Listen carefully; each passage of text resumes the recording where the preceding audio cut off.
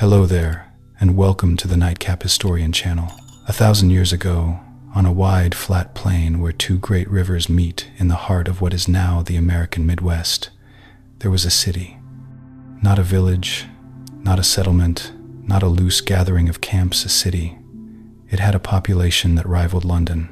It had a skyline shaped by enormous earthen pyramids, the tallest of which rose higher than the great cathedrals of medieval Europe. It had neighborhoods, plazas, markets, priests, and a central axis aligned with the sun. Its people grew corn, carved stone, traded copper from the Great Lakes, and shell from the Gulf of Mexico. And then, without war, without earthquake, without any catastrophe we have yet fully understood, it was gone. The forest reclaimed it. The memory of it faded.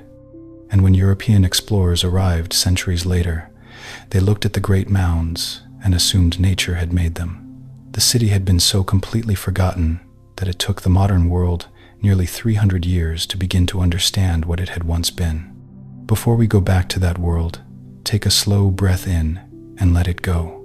Feel the weight of your shoulders release. Let your jaw go soft. Let your hands rest open and still. You don't have to hold anything together tonight. Whatever the day asked of you, it has already been given. For the next 2 hours, there is nowhere you need to be, nothing you need to solve, no decision waiting at the end of this sentence. Just the story of people who built something extraordinary on the banks of a river 1,000 years ago, and the quiet mystery of why they left. Let the day loosen its grip.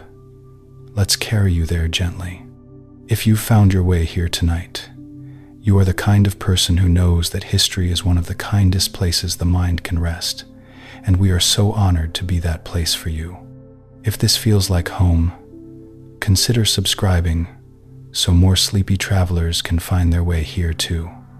But for now, let's begin.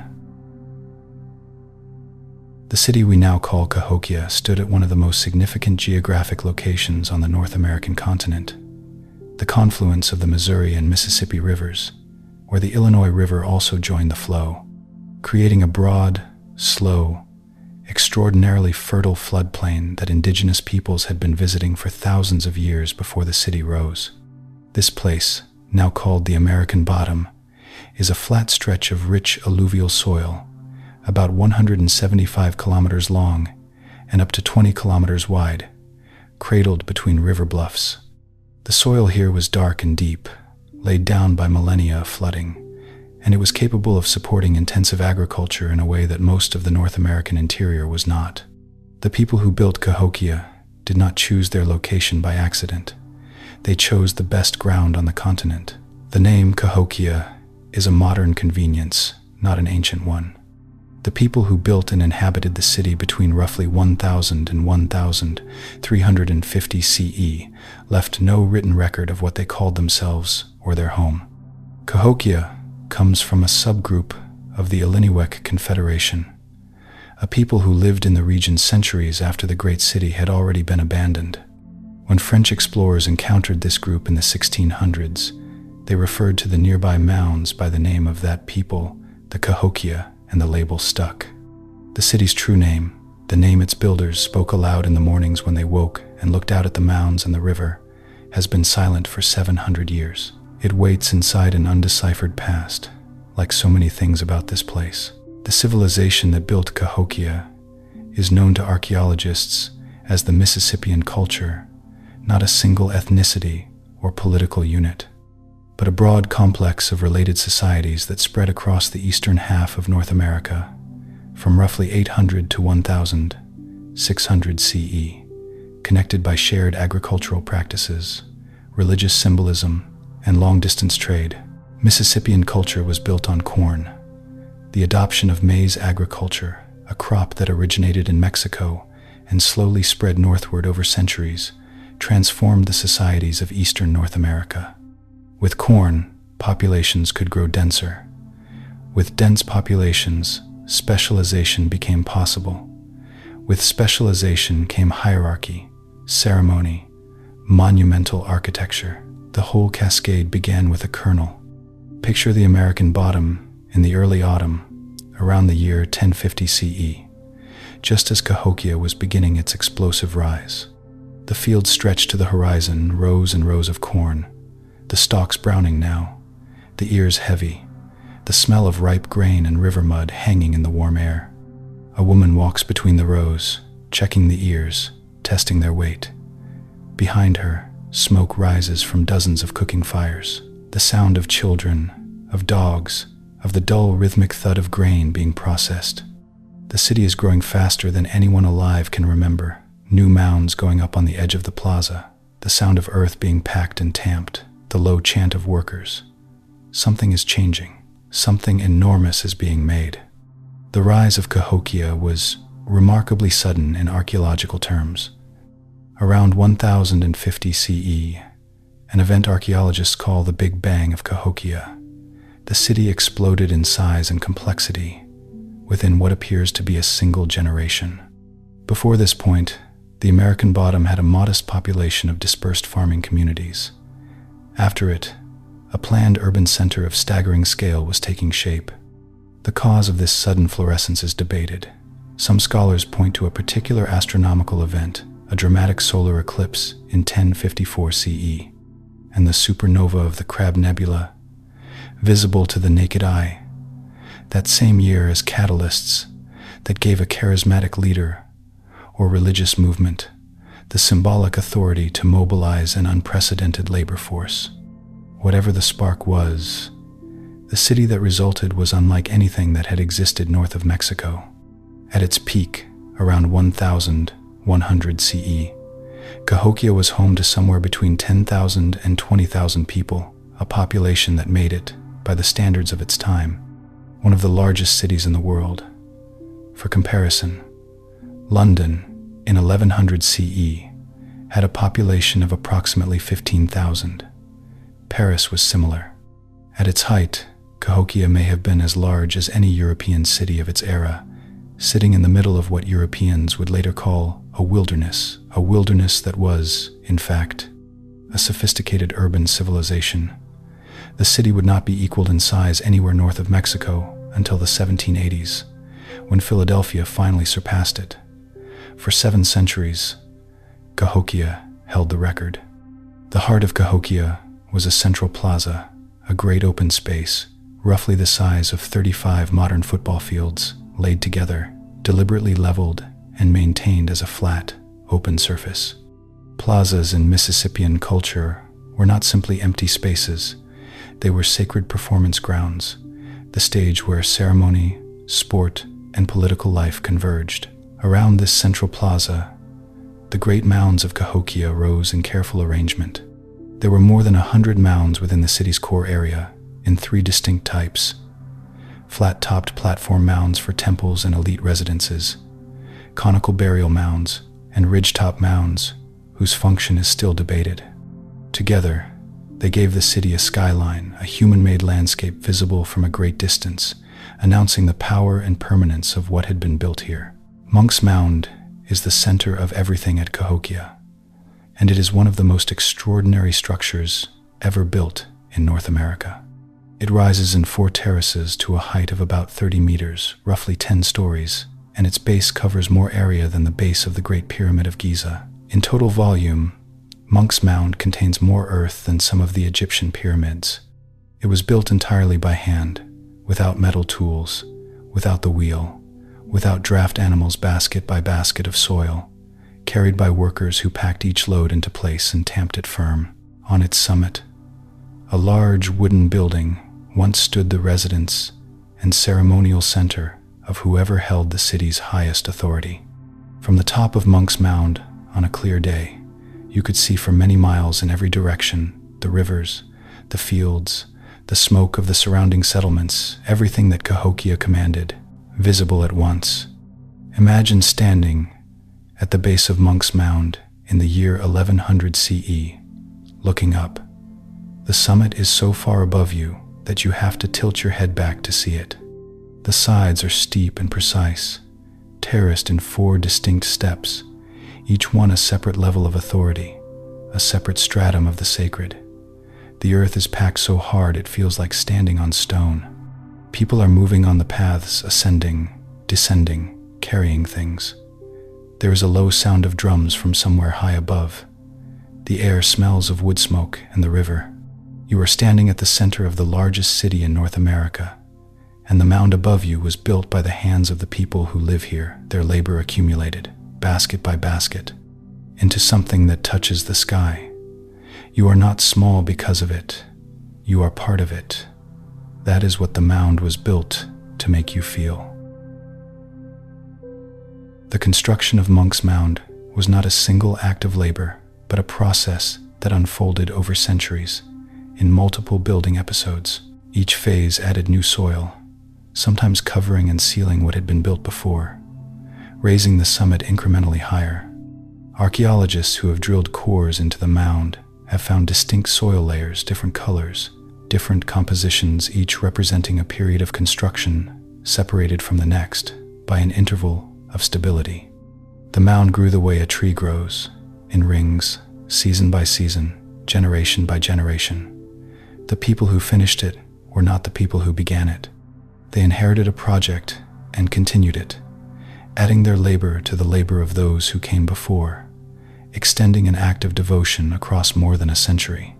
The Grand Plaza at the foot of Monks Mound was not a natural open space, it was engineered. Archaeologists have found that the area was originally uneven ground, with small ridges and depressions across its surface. Before the plaza could function as the civic heart of the city, workers leveled it, filling low areas, grading the soil, creating a deliberately flat ceremonial surface of approximately 19 hectares. This required the movement of enormous quantities of earth, carefully managed to produce a precise result. The leveling of the Grand Plaza was not a background task. It was itself an act of civic construction, shaping the ground so that the ceremonies and gatherings it would host could take place on a stage worthy of their importance. Cahokia was not a single community, but a city surrounded by satellite towns. Within a 10-kilometer radius of the central precinct, there were dozens of smaller mound centers and agricultural villages, all connected to the metropolis by pathways, canals, and the logic of economic and political dependence. These smaller settlements had their own mounds, their own plazas, their own local hierarchies, but they orbited Cahokia the way smaller moons orbit a large planet, their rhythms set by the gravity of the center. The total population of the greater Cahokia region, including its satellites, may have reached 50,000 or more at the height of the city's power. That is a number almost impossible to hold in the mind. 50,000 people, organized, fed, governed, in the heart of North America, 1,000 years ago. Wood was to Cahokia what brick was to the Indus Valley, the fundamental building material, the substance from which most of the city was made. Houses, temples, palisade walls, the great structures atop the mounds, all of wood. Cahokian architecture favored a technique called wattle and daub, a framework of wooden poles woven with smaller branches and plastered with a mixture of clay and grass, then often whitewashed. These buildings would have gleamed in the sun, bright white walls, thatched roofs, their surfaces smooth and intentional. Imagine a street of such buildings in the morning, the white walls catching the early light, the smell of wood and clay and cook fires, the sound of the city beginning its day. It was a city that would have been beautiful in a way no photograph has ever captured, because the material it was built from could not survive. One of the most significant features of Cahokia's urban layout was a large wooden circle, what archaeologists, borrowing from the language of ancient Britain, have called woodhenge. Actually, several woodhenges were built and rebuilt at Cahokia over the years, each one a circle of large red cedar posts set in the ground, precisely aligned with astronomical events. The largest of these circles was about 126 meters in diameter and contained 48 posts. From the center of the circle, an observer standing at dawn on the spring equinox would have seen the sun rise directly over the summit of Monks Mound. On the winter solstice, the sun rose over a specific post that aligned with a notch in the distant bluffs. Cahokia's builders were reading the sky, embedding the calendar into their city's geometry, making the movements of the sun visible in wood.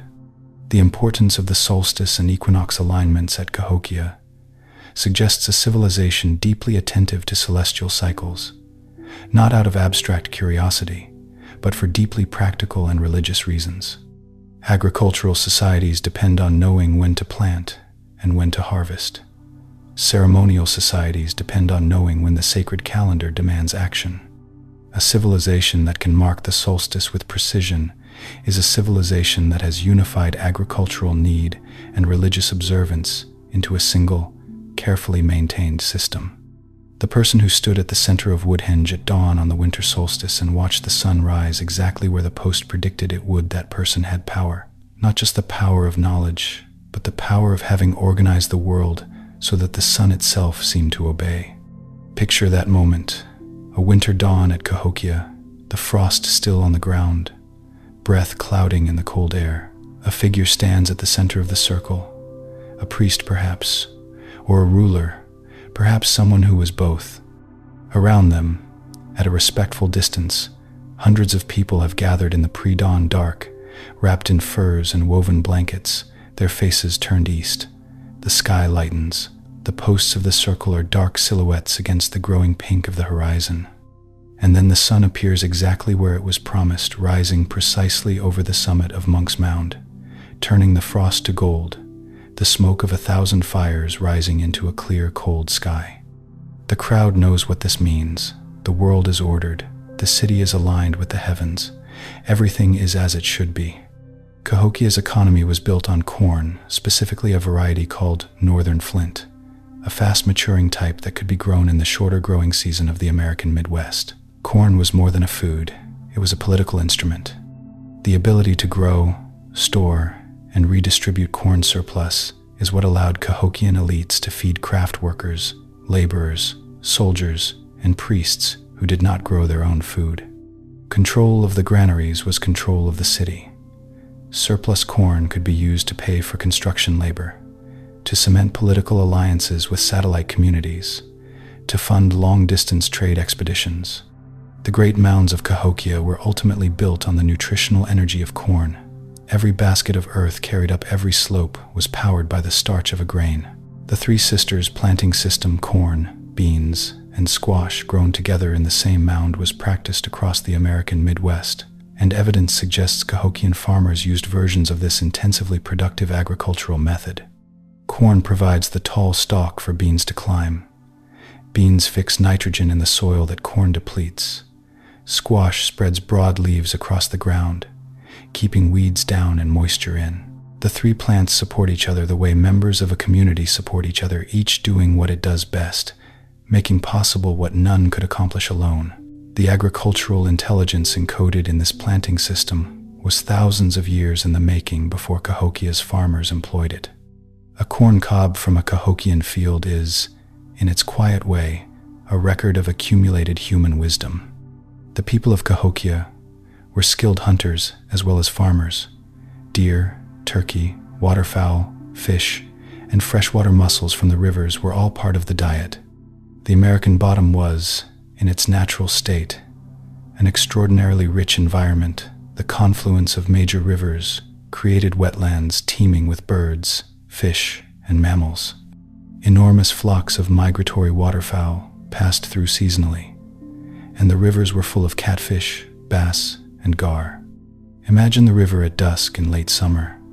A man in a dugout canoe, still and patient, a spear balanced over the water, watching for the shadow of a large fish below the surface. The light is amber, the water dark, the sound of the city just audible in the distance. It is a moment utterly ordinary and utterly alive. Cahokia participated in a vast, long-distance trade network that connected it to communities across North America. Copper arrived from the Lake Superior region, pure, native copper, cold and heavy, hammered into sheets and cut into ornamental shapes. Marine shells, conch and whelk, came from the Gulf of Mexico, more than 1,000 kilometers to the south. Chert from distant quarries was napped into tools and ornamental blades. Mica, the flat reflective mineral, arrived from the southern Appalachians, shimmering in sheets. Galena lead ore, heavy and silver, was used for decorative purposes. The flow of these materials into Cahokia from every direction tells us that the city was a hub, a convergence point, a place that generated enough surplus and enough demand to pull goods from the edges of a continent toward its center. The craft of working native copper was one of the most distinctive artistic traditions of Mississippian culture. Copper was not melted and cast. As it was in the Old World, North American copper workers did not have smelting technology. Instead, they worked with the cold metal, hammering it gradually into sheets, annealing it by heating and then cooling to prevent cracking, and cutting or repousse working it into elaborate shapes. Copper plates from Cahokia and related sites show dancing warriors, falcon-headed figures, hands with eyes in the palms, serpents with wings, and elaborate geometric patterns. These were not utilitarian objects. They were sacred things worn in ceremonies, buried with the dead, exchanged as gifts between political allies. Each one represented not just the metal but the labor, the knowledge, and the relationship that had brought it into being. Take a breath here, somewhere in the middle of the first great mound. Feel the length of your body, the weight of it, the warmth. Let your shoulders sink a little further toward whatever surface they're resting on. We have just stood at the foot of something that took 100 years to build, and we have only begun. The city has so many more secrets to offer. Let's continue. The Mississippian world had a rich ceremonial complex that archaeologists call the Southeastern Ceremonial Complex, sometimes informally called the Southern Cult. This network of shared symbols and ritual objects connected communities from the Great Lakes to the Gulf Coast, from the Mississippi River to the Atlantic seaboard. The symbols appear on pottery, copper plates, shell gorgets, and carved stone. A weeping eye, a cross within a circle thought to represent the four directions, a hand with an eye in the palm, a falcon warrior, an open hand with a severed head. These are not random designs. They are a coherent visual language, a shared symbolic vocabulary that crossed linguistic and political boundaries to connect disparate communities in a shared cosmological framework. Someone in a village in Tennessee and someone in a village in Wisconsin were communicating through the same signs in the same century. Chunky was the sport of Cahokia, and it was far more than a game. Players rolled a polished stone disc, the chunky stone, across a prepared clay court, and competitors threw long spears or poles at the spot where they predicted the disc would stop. The chunky stone itself was a prestige object. The finest ones were made of polished granite or quartzite, perfectly shaped, heavy in the hand, their surfaces smooth from years of use. Great chunky players were famous across the region. The game involved skill, calculation, and publicly visible competition, and it also involved wagering, sometimes to extreme degrees. Historical accounts from later centuries describe Indigenous men losing everything, their possessions, their clothing, even their own freedom in chunky competitions. The game was not casual. It was a theater of reputation, played on the plaza before the great mounds, in full view of the city. Picture the chunky court on a summer afternoon. The clay surface is smooth and hard, baked by the sun, reddish-brown and level as a floor. The chunky stone rolls a blur of polished gray, and two young men sprint after it, arms drawing back, poles flying through the air in graceful arcs. A crowd lines the edges of the plaza, watching in near silence, the tension of wager and pride thick in the air. The stone slows, wobbles, falls. The two poles land close together, and the crowd exhales, and someone begins to argue about whose pole is nearest. The argument is friendly. The city is alive. The sun is warm. This is what ordinary afternoons look like in the largest city in North America. Cahokia's elite lived differently from the majority of the city's population. Atop the mounds, in structures not accessible to ordinary people, the ruling class inhabited a world of ritual authority and material privilege. High-status burials at Cahokia contain objects of extraordinary value and symbolic weight: copper headdresses, mica mirrors, elaborate shell necklaces, ceremonial weapons. The bodies themselves are sometimes arranged in ways that suggest theatrical care laid on prepared surfaces, surrounded by specific objects, accompanied in death by the possessions that had defined their status in life. The difference between a burial at the top of a mound and a burial in an ordinary Cahokian cemetery is stark enough to suggest a society with genuine and sharp social stratification. a world where some people occupied a different plane of existence and knew it. The most famous single burial at Cahokia is known as Beaded Burial 72, a find that stopped archaeologists cold when it was excavated in the 1960s.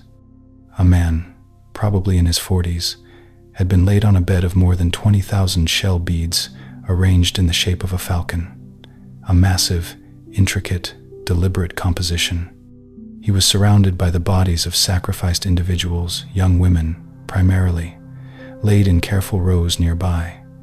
He was accompanied by weapons, copper objects, and other grave goods. The falcon shape beneath him connects him to the falcon warrior imagery of the southeastern ceremonial complex, a cosmological figure associated with the sun, warfare, and divine authority. This man was not merely powerful. He was, in the belief system of his people, something more than human.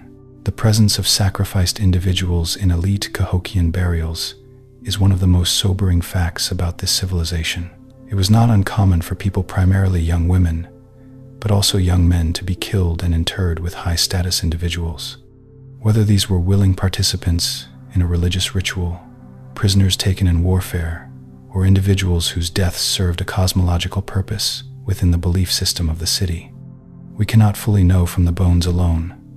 What we can say is that the practice was real, repeated, and apparently accepted as part of the ceremony of death for the most powerful members of Cahokian society. The grandeur of the city included a darkness that the bones in those mounds preserve without softening. The social hierarchy of Cahokia was expressed in where you lived as much as in what you owned. The central precinct, the great mounds, the plazas, the ceremonial structures was separated from the rest of the city by a massive wooden palisade, a wall of upright timber posts that enclosed the elite core. This wall was not primarily a defensive structure. It was a boundary between the sacred and the ordinary, between those who had access to the highest ceremonies and those who did not. Beyond the palisade, in the lower town and the surrounding settlements, ordinary people lived in their wattle and daub houses, farmed their fields, played chunky in smaller plazas, and participated in the religious and economic life of the city from a respectful distance. The wall said, quietly but firmly, "Some things are not for everyone." The question of who governed Cahokia, how power was organized, what kind of authority the city's leaders held, is one archaeologists continue to work through. The evidence of the mounds, the palisade, the elaborate burials, the control of long-distance trade goods all suggest a highly centralized authority, what some scholars call a chiefdom. Others, a more complex polity approaching something like early statehood. The term carries its own limitations, implying a simpler political structure than Cahokia likely had. The city was too large, too organized, too connected to the region around it to have been governed by a single figure's personal relationships alone. There must have been some system of administrative control, some bureaucratic logic, even if we cannot read it in the absence of a written record. One of the most remarkable clues to Cahokia's cosmology comes from its urban layout itself. The central axis of the city runs precisely north-south, oriented to the cardinal directions. The Grand Plaza, Monks Mound, and the Woodhenge circles are all arranged along this axis with deliberate precision. This kind of cosmological city planning, aligning the urban center with the directions of the cosmos, appears in ancient cities around the world, from Teotihuacan in Mexico to Angkor Wat in Cambodia. It reflects a belief that the city is not simply a human settlement, but a reproduction of the cosmic order, a place where the structure of the universe is made visible on Earth. To live in Cahokia was to live inside a cosmological diagram, to be oriented in every direction simultaneously, to have the sky's order reflected beneath your feet.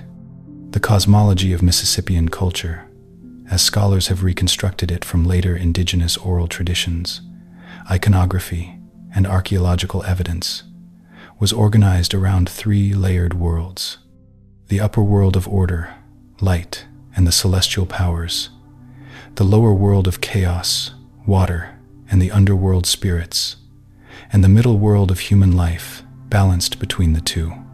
The great mounds may have been understood as connections between these worlds, the high summit approaching the upper world, the buried foundations touching the lower. Certain animals were messengers between worlds: the falcon for the upper world, the serpent for the lower, the deer for the middle.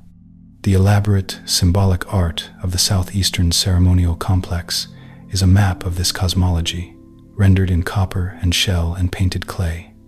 The people who made it were not decorating their world, they were explaining it.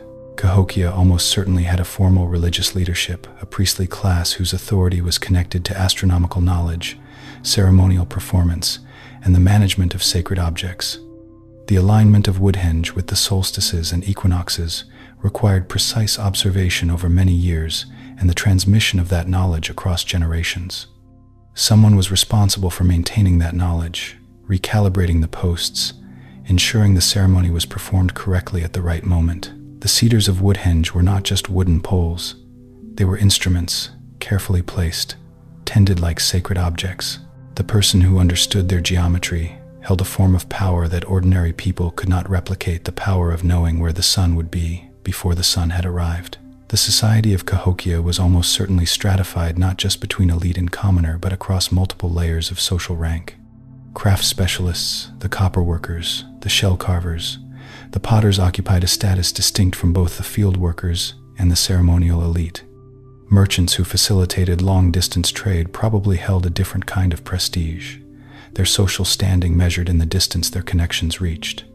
We can see these distinctions faintly in the archaeological record, in the quality and quantity of objects in different burials, in the size and location of different houses, in the distribution of exotic trade goods across the city. A society capable of building and maintaining Cahokia was not a flat, undifferentiated mass. It was organized in ways both visible and invisible to us now. Trade was not just the movement of physical goods. It was the movement of ideas, technologies, and beliefs. The Mississippian symbolic complex spread across vast distances in the same networks that moved copper and shell. A new pottery style, a new building technique, a new religious symbol. These traveled the same routes as material goods, carried in the minds of traders, priests, and diplomats. Cahokia, at the center of these networks, was likely a place where ideas arrived from every direction. Influences from the Mesoamerican South, from the Great Plains West, from the mound-building traditions of the East. The city was a meeting place, not just of rivers, but of worldviews, a cosmopolitan center in the truest sense of that word. The pottery of the Mississippian world is among the most distinctive ceramic art in North American prehistory. Cahokian potters made vessels in a range of forms: wide-mouthed jars for storage and cooking, beakers with long necks, effigy vessels shaped like human heads or animal bodies, and the characteristic shell-tempered bowls that archaeologists use to identify Mississippian sites. Shell tempering, adding crushed freshwater mussel shell to the clay, before firing, created a pottery that was stronger and more heat-resistant than sand-tempered wares. The shell burned away during firing, leaving tiny voids that made the vessel lighter and less likely to crack under thermal stress. It was a technological innovation that spread outward from the American bottom, along with Mississippian culture itself, one of the quieter legacies of Cahokia's influence. Picture a Cahokian potter at work in the morning light, seated in the doorway of her house, where the light falls good and the air is still cool. She has a mound of prepared clay beside her, gray and dense, already tempered with crushed shell. Her hands press and coil, smooth and press again, building the walls of a large storage jar upward in even rings. Her movements are practiced and economical. The hands know what to do without being told. The vessel takes shape under her touch, round-shouldered, wide-mouthed, its surface beginning to show the burnishing marks that will give it a slight sheen when it dries. She will paint it later, after it has dried to leather hard. The design is already in her mind, the same angular geometric pattern her mother used, and her mother before her. The hands carry the knowledge, the pot carries the time. Cahokia's location made it naturally defensible. In some ways, the rivers provided barriers on multiple sides, but the city also built physical fortifications. The wooden palisade around the central precinct was rebuilt at least 4 times over the course of the city's history, each new construction slightly different in design, sometimes incorporating bastions projecting towers from which defenders could fire along the wall's face. The repeated rebuilding of the palisade is interesting because it tells us something about the city's political climate.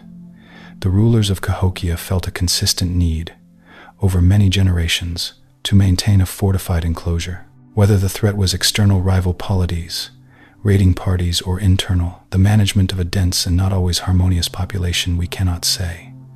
Both were probably real. Conflict in the Mississippian world was real, and its traces appear in the bones of its people. Bioarchaeological studies of Cahokian skeletal remains have found evidence of trauma-healed wounds, unhealed wounds from lethal injuries, patterns consistent with interpersonal violence. Some skulls show signs of scalping. Arrow points have been found embedded in bones. The picture that emerges is not of a peaceful utopia, but of a society that experienced violence at roughly the rates found in other complex chiefdom-level societies around the world, more than we might like to imagine, less than the total warfare that dominates later historical periods. The city was not always safe, but it was always inhabited, always growing, always drawing people in from the surrounding landscape. Women at Cahokia played roles that extended well beyond the domestic sphere, though the domestic sphere itself was a site of skilled, consequential labor. Agricultural production was largely in the hands of women. The planting, tending, harvesting, and processing of corn, beans, and squash was women's work in most Mississippian societies, a domain of both economic centrality and cultural knowledge. The processing of corn alone, soaking, grinding, cooking, was a daily labor that required considerable skill and strength, and it produced the nutritional foundation of the entire civilization. Beyond agriculture, women were potters, textile workers, and almost certainly participants in the ceremonial life of the community. The city was built by everyone's labor, and the evidence in the middens and the fields is overwhelmingly female. The construction of Monks Mound and the dozens of other mounds at Cahokia required the movement of approximately 50 million cubic feet of earth, enough to fill the Louisiana Superdome more than 23 times. This earth was moved basket by basket, each basket holding perhaps 30 to 40 pounds of soil, carried on the backs of workers, up the growing slopes, and packed into place. The logistics of organizing this labor, feeding the workers, directing the construction, maintaining the precise geometry of the terraced slopes, required an administrative capacity we can barely glimpse in the archaeological record. No other monument-building society of similar scale existed in North America. The labor that built Monks Mound was collective on a scale that challenges imagination, sustained over generations by some combination of religious devotion, political authority, and social obligation. The region surrounding Cahokia was not empty before the city rose. For thousands of years, the peoples of the American bottom had built burial mounds, maintained ceremonial sites, and lived in the rich corridor between the rivers. The Hopewell tradition, a mound-building culture that flourished across the Midwest between roughly 100 BCE and 500 CE, had preceded the Mississippian florescence, building elaborate geometric earthworks and participating in extensive long-distance exchange networks. When Cahokia rose around 1050 CE, it was building on a long tradition of mound construction and ceremonial geography that stretched back 1,000 years before it. The Cahokians were not inventing mound building. They were taking it to a scale and intensity that no one had attempted before. Earthworks in North America were not unique to the Cahokia region. The Hopewell and Adena peoples before them had built elaborate geometric mounds, effigy mounds, and burial enclosures across the Midwest and Northeast. The Newark earthworks in Ohio, built by Hopewell peoples centuries before Cahokia rose, enclose an area larger than the city of Newark itself, and contain precisely aligned geometric forms whose astronomical orientations have been confirmed by modern survey. The Cahokians inherited not just the physical practice of mound building, but a philosophical tradition, an understanding that shaping the earth into deliberate form was a way of making the invisible visible, of pressing the cosmic order into the landscape and making it permanent. The forests surrounding Cahokia were, over time, substantially cleared to fuel the city's needs. Firing enormous quantities of clay pottery and the lime plaster used to whitewash buildings required constant fuel. The construction of the wooden palisade walls and the rebuilding of structures atop the mounds consumed timber at a rate the surrounding landscape eventually struggled to sustain. Paleoecological studies examining ancient pollen records and charcoal deposits in lake sediments near the city have found clear evidence of deforestation in the Cahokia region. Beginning around the time of the city's rise and intensifying through its peak, the same pattern observable in Old World ancient cities appears here. Civilization consuming the landscape it depended on. Trees that had stood for centuries came down to fire kilns and build walls.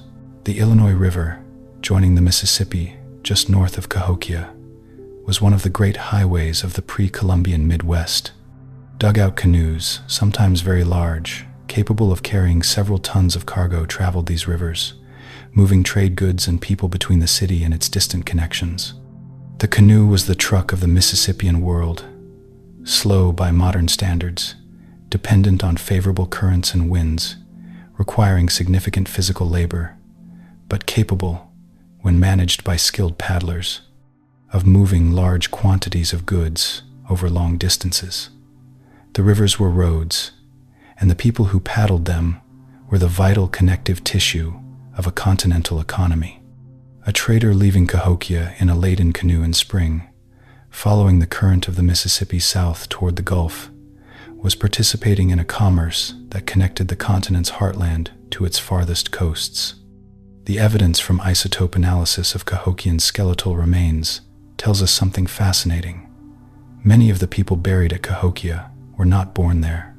Strontium isotope ratios in teeth, which record the geochemical signature of the water a person drank during childhood, show that significant numbers of individuals in the city came from elsewhere, from the surrounding region, from more distant locations. Cahokia was a draw, a magnet, a place that pulled people from across its sphere of influence toward its center. Some came perhaps as pilgrims, some as traders, some as laborers recruited or coerced for construction projects, some as refugees from less secure communities. The city was cosmopolitan in its composition as well as its trade connections.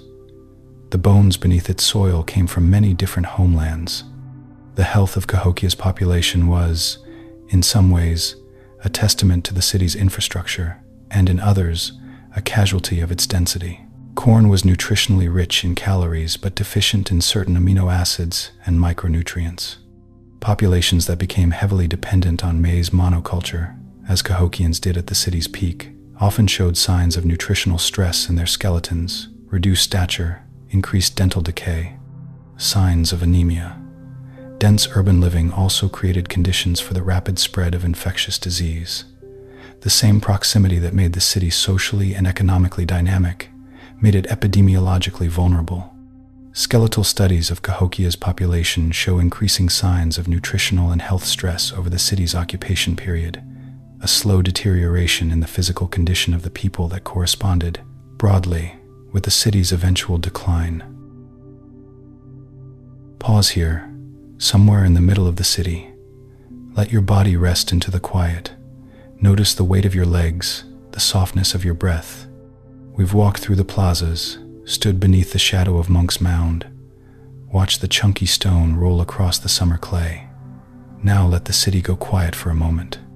What was built here was both beautiful and hard, both magnificent and human, in all the ways that word includes its shadows. Let your breathing slow. Let your eyes go soft. The story continues, gently. Let's continue. Red cedar was the sacred wood of Cahokia, the timber used for the great posts of Woodhenge, for ceremonial structures atop the mounds, for objects of ritual significance. Red cedar grows throughout the Mississippi Valley, its wood fragrant, reddish-brown, naturally resistant to decay. In later indigenous traditions across the eastern woodlands, red cedar is a medicine plant, a sacred tree whose smoke purifies and whose wood connects the living to the spirit world. Whether the Cahokians held a similar understanding of the tree, We cannot know directly, but the deliberate selection of red cedar for Woodhenge's posts, when other woods were more abundant and more easily harvested, suggests the choice was meaningful. They were not just putting up poles. They were planting sacred trees in deliberate formation, oriented to the movements of the sun. The cosmological framework that organized Cahokian life also organized its geography. The four cardinal directions, north, south, east, west, were not merely spatial, but sacred. The east, where the sun rose and the upper world was most accessible, was probably the direction of highest ritual significance. The west, where the sun set and the dead departed, held its own gravity. City layout, the orientation of burial bodies, the placement of buildings on mound platforms, all of these choices were made with reference to a directional cosmology that structured every aspect of life and death. A Cahokian child grew up knowing which direction held which meaning, the way modern children learn the points of a compass, except that, for the Cahokian child, each point was also a spiritual address. Among the craft traditions of Cahokia, the working of marine shell stands out for its geographic reach and its symbolic weight. Whelk and conch shells from the Gulf of Mexico, some of them measuring 30 centimeters or more, arrived at Cahokia and were worked into gorgets, pendants, cups, and beads. The process of carving a shell gorget, a flat disc worn at the throat, required tools of flint or copper, considerable patience, and a steady hand. The finished gorgets were often incised with complex imagery: the weeping eye, the cross and circle, the falcon warrior, in full ceremonial regalia. They were personal objects, worn against the body, the imagery pressed close to the skin of the person who owned them. The distance the shell had traveled 1,000 kilometers from the Gulf was part of its value, proof of a connection that stretched to the edges of the world. Pipe smoking at Cahokia was ceremonial in a way that modern tobacco use is not. The pipes themselves are among the most accomplished works of sculpture in North American prehistory. Platform pipes, a distinctive Mississippian form, show figures carved in the round: a kneeling warrior, a seated shaman, a man playing chunky, a woman cradling a child. These figures are not idealized abstractions. They are portraits of specific types of human being, rendered with attention to posture, clothing, and individual expression. To hold one of these pipes and look at the face of the carved figure is to feel, across 8 centuries of separation, something like recognition, the sense of meeting a specific person rather than a symbol. Tobacco smoke carried prayers. The pipe carried the one who prayed. The autumn harvest feast at Cahokia was almost certainly the great communal event of the year. Evidence from zoo archaeology, the study of animal bones in archaeological contexts, shows that large quantities of white-tailed deer were processed at Cahokia in patterns suggesting feasting on a grand scale. Whole carcasses brought in and butchered, meat distributed in quantities far beyond what a single household would need. Feasting was a political act in Mississippian society as much as an agricultural one. The ruler who could feed a city, who could bring people together around a shared abundance, was demonstrating the legitimacy of their authority in the most tangible possible way. The smell of roasting venison over a fire that lit the whole plaza was the smell of political power made edible. The role of music in ceremony in Cahokian life is attested by the discovery of ceramic drums, rattles made of shell and clay, and the probable use of flutes carved from bird bone. No Cahokian musical score has survived, none could, but the objects that made sound have. A ceramic drum, fired and hardened and still intact after 8 centuries, speaks in its silence of the rhythms it once carried. The steady beat of a ceremony, the rapid staccato of a dance, the slow measured pulse of a morning rite. Every culture that has ever existed has made music, and Cahokia was no exception. The drums beat over the plaza while the mounds watched, and the sound rose into the same sky that receives all sound eventually, without record or remainder. Consider for a moment the lives of the children who grew up in the lower town of Cahokia, in the neighborhoods outside the palisade wall, in the wattle and daub houses clustered along the secondary plazas. These children could see the summit of Monks Mound from where they played. On the great ceremonial days, They could hear the drums, could perhaps catch glimpses of the processions moving up the mound's face. But the inner precincts were not for them, not yet, perhaps not ever. They lived in the shadow of the sacred center, close enough to feel its gravity, far enough to understand the distance between themselves and those who occupied it. The experience of living in a stratified city, of knowing the mound exists but being below it, is one of the oldest experiences of urban civilization. It is not new with Cahokia, but it is vivid here. Archaeological evidence from Cahokia's residential districts shows a range of house sizes, suggesting different levels of wealth and status even among ordinary residents. Some houses were larger, had more substantial construction, contained more storage space, and more imported goods. Others were small, single-room structures with minimal amenity. The middens, the household refuse deposits that are among the archaeologists' most valuable tools, show differences in diet. Higher status households had access to more deer, more exotic fish species, more variety. Lower status households ate more mussels, more small mammals, more processed corn with less variety. The same resource base, organized by a hierarchy that parceled out abundance according to rank. The bones tell these stories precisely, without sentiment, in the language of protein and mineral. Steatite soapstone was used at Cahokia for a variety of objects, including pipes, bowls, and effigy figures. It comes from the Appalachian Mountains, hundreds of kilometers to the east and southeast. Its presence at Cahokia is another thread in the continental trade web, a soft, workable stone that traveled far because it was useful and beautiful, easy to carve, and pleasant to hold. A steatite pipe bowl from the Appalachians, worked by Cahokian hands into the shape of a crouching figure and then traded northward or eastward, might pass through several communities before it came to rest in a grave somewhere far from both its geological origin and the city where it was shaped. Objects like this are small proofs of a connected world. The question of religion at Cahokia, what the people believed, how they understood the world, what they asked of their gods, is one the physical evidence can only partially address. There are no written texts, no preserved oral traditions that can be directly attributed to the city.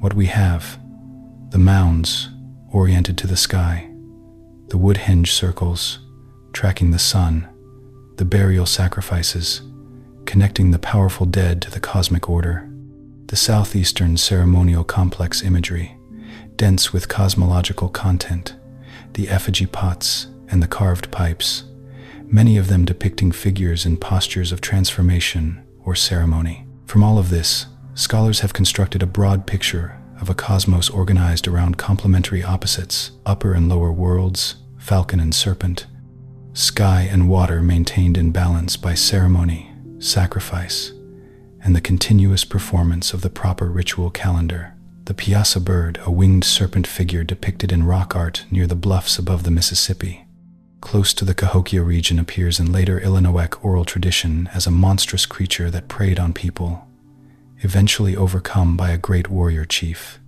The image, painted on limestone cliffs, shows a creature with horns, wings, and a scaled body, a composite being that echoes the winged serpent imagery of the southeastern ceremonial complex.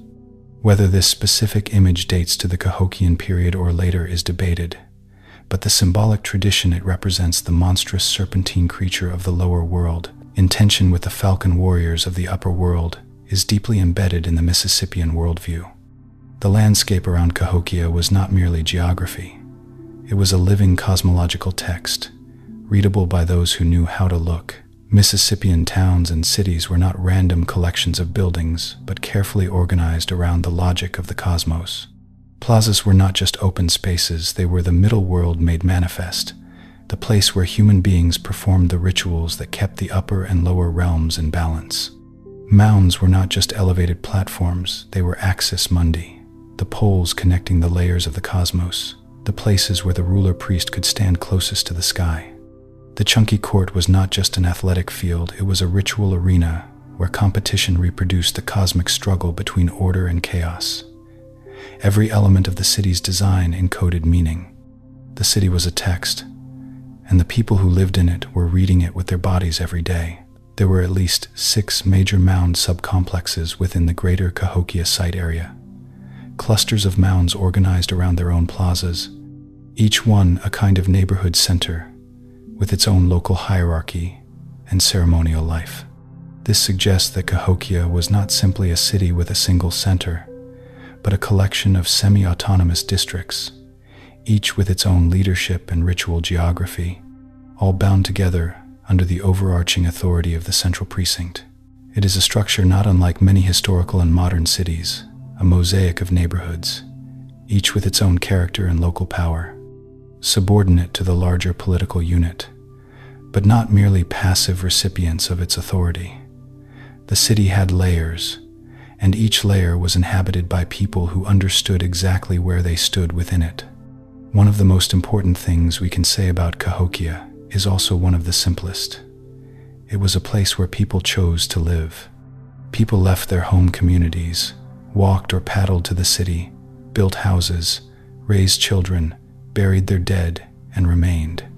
For generation after generation, the city was chosen, and that choice was renewed by the decisions of the people within it. A city only endures as long as it offers something worth staying for: safety, food, community, meaning, opportunity. The fact that Cahokia's population remained large for roughly 300 years means that for 300 years, enough people found enough of what they needed here to remain. That is not a small thing. That is the basic proof of a civilization. The relationship between Cahokia and the indigenous nations who came after it, the Osage, the Omaha, the Ponca, the Quapaw, the many nations of the greater Mississippi region, is a question both archaeological and deeply human. Modern indigenous scholars and community members from many nations have made the point that Cahokia is not a lost civilization in the sense of having no descendants, no connection to living people. The people of Cahokia did not vanish when the city declined. They dispersed, transformed, and continued. Their traditions, languages, and practices evolved into the rich diversity of nations encountered by European explorers centuries later. The city was abandoned. The people were not lost. This distinction matters enormously, and it changes what it means to call Cahokia a mystery. Agricultural intensification around Cahokia left marks in the landscape that are still visible in the archaeological record. The fields surrounding the city were managed in ways that went well beyond simple slash-and-burn cultivation: ridged fields, raised beds for improved drainage, irrigation features near waterways. The American bottom, already naturally fertile, was made more productive by human intervention. The soil was not merely farmed, it was managed as a sustained resource. This kind of intensive agricultural landscape management was not invented at Cahokia. It was part of a long Midwest tradition, but the scale at which it operated, feeding tens of thousands of people from the surrounding land, required it to be practiced with unusual intensity and organization. The landscape bore the marks of the city, long after the city was gone. Rest here, in the long afternoon of the city's story. You have traveled far tonight through the sunrise over Monks Mound, the roll of the chunky stone, the smell of fired clay and wood smoke, the bones of the dead and the hands of the living. Let your body settle now, heavy and warm. The city is beginning its long, slow quieting, not a sudden darkness, but a gentle dimming, like a fire that burns lower and lower until the last light is only warmth in the coals. Your own breathing is slower now. Let your jaw soften. Let your hands rest open. The final chapter is the most mysterious and the most human. Let's continue. Sometime around 1150 to 1200 CE, something began to shift at Cahokia. The population, which had grown so rapidly a century earlier, appears to have plateaued and then begun to decline. Some of the satellite communities that had orbited the city began to show signs of reduced activity or abandonment. The construction of new mounds slowed.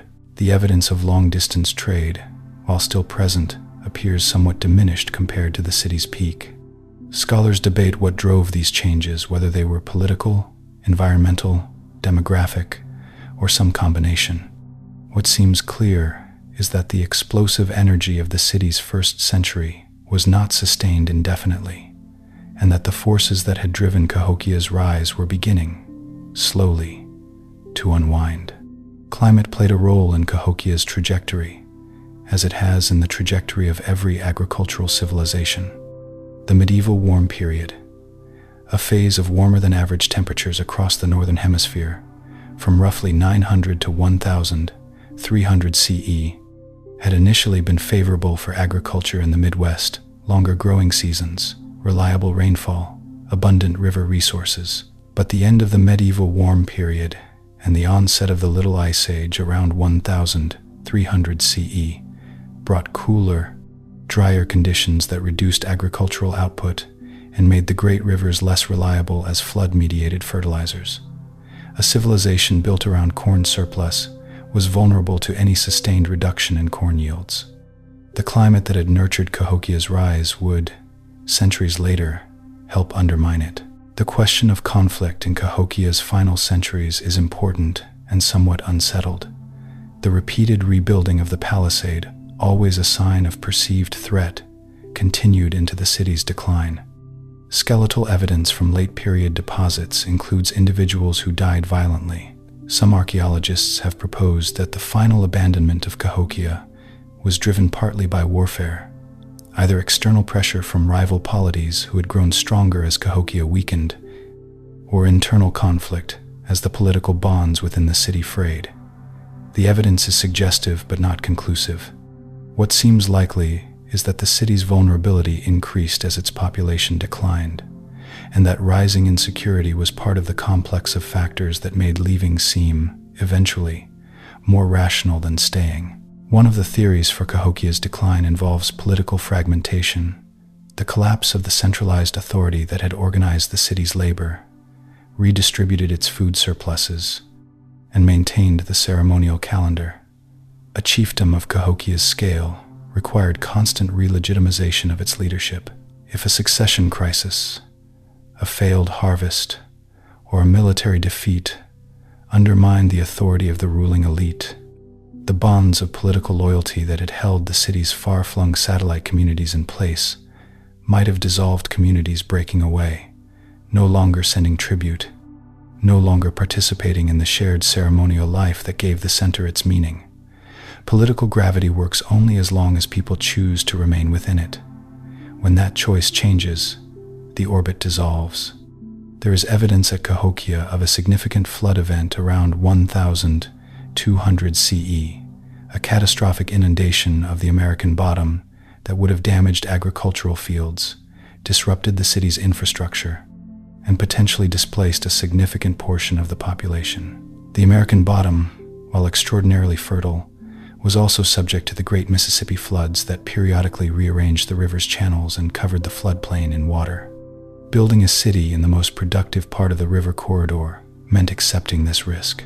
The people of Cahokia built their mounds partly to keep their most important structures above the flood line, but the fields and the lower town residential areas were always vulnerable. A catastrophic flood at a moment of political fragility could have broken confidence in the city's leadership at exactly the wrong time. Drought is another factor that scholars take seriously. Paleoclimatic studies using tree rings from ancient wood found in the region and pollen records from lake sediments suggest periods of drought in the Cahokia region during the 13th century. Reduced rainfall, stressed crops, declining river levels. For a city that had grown to its massive size on the basis of corn surplus, a sustained reduction in agricultural productivity would have been existential. People who could not be fed would leave. People who left would not return. The city's population would thin, and the thinning would accelerate its own logic. Fewer workers to maintain the mounds and palisades, fewer people to participate in ceremonies, fewer trade connections to sustain, less reason for others to come. Decline, once begun, has its own momentum. The decline of Cahokia was not a single event, but a long process of unraveling population loss, reduced construction, diminished trade, the gradual failure of the civic institutions that had held such a large and complex community together. By 1300 CE, The city was substantially smaller than it had been at its peak. By 1350 CE, it appears to have been largely, perhaps entirely, abandoned. The great mounds stood empty. The plazas that had once held crowds were quiet. The white-plastered buildings fell into disrepair, their roofs caving, their walls softening in the rain, returning gradually to the earth from which they had been made. Within a few generations, the forest began to reclaim the spaces between the mounds. The final abandonment of Cahokia, whenever exactly it occurred in the decades around 1350 CE, was not, from the available evidence, a moment of violence or catastrophe. There are no fire destruction layers at this level, no evidence of a battle, no mass graves of final defenders. The city seems to have emptied gradually, the way a neighborhood empties when the jobs leave or the water table drops, not all at once, but household by household, family by family, until at some point there were no longer enough people to maintain what had been built, and the structures were left to the slow work of time. The last person to leave Cahokia, whoever they were, wherever they went, probably did not know they were the last. They probably thought they would come back, or that others would come. The city outlasted their memory of it. The soil of the American bottom absorbed the city back into itself over the centuries that followed. The great mounds remained too large to disappear, too massive for even the forest to fully reclaim, but the houses, the palisades, the woodhenge posts, the entire living fabric of the city returned to earth. The cedars of the circle rotted in the ground. The wattle and daub houses collapsed inward, their walls softening into low ridges in the soil, their hearths preserved as dark patches of carbon. The middens accumulated over everything, the slow compost of centuries burying the sharp edges of the city. And through all of this, the mound stood patient, enormous, waiting for someone to ask what they were. The memory of Cahokia in the centuries after its abandonment is an extraordinary gap. The city that had been home to tens of thousands of people, that had organized the commerce of a continent, that had built monuments visible for miles within 200 years of its abandonment. No one living in the region appears to have known what it had been. When the first European explorers crossed the American Midwest, they encountered the great mounds, but had no context for understanding them. Some assumed they were natural hills. Others attributed them to an ancient, vanished race, the mound builders, whose identity was the subject of wild speculation for centuries. The simplest answer that the ancestors of the Native American peoples still living in the region had built them was consistently resisted, for reasons rooted in the racial politics of colonial America rather than the evidence. The mound builder myth, the idea that the great earthworks of North America had been constructed by some superior, vanished, non-native people, was not a fringe belief. It was mainstream scientific and popular opinion in the United States from the late 18th century well into the 19th. Thomas Jefferson excavated a burial mound in Virginia and correctly concluded from his findings that Native Americans had built it, a conclusion far ahead of his time and largely ignored. The myth persisted because it served a political purpose. If the mounds had been built by a mysterious, long-vanished civilization rather than by the ancestors of living native people, then the land could be understood as having had its original owners erased long before European contact, making the displacement of native peoples in the 19th century seem less like conquest and more like historical continuity. The mounds were not just archaeological sites, they were political arguments. In 1848, the Smithsonian Institution's first major archaeological publication, Ancient Monuments of the Mississippi Valley, by Squire and Davis, systematically mapped hundreds of mounds across the eastern United States and suggested they were the work of a sophisticated civilization distinct from the contemporary Native American tribes. This publication was widely read and enormously influential, reinforcing the mound builder myth at the moment of American westward expansion. It was not until 1894, when Smithsonian anthropologist Cyrus Thomas published his exhaustive survey definitively attributing the mounds to the ancestors of contemporary native peoples, that the scientific community began to shift. Even then, the popular mythology was slow to die. The mounds had to be argued over, studied, and claimed before they could be simply seen and the people who built them given back their credit.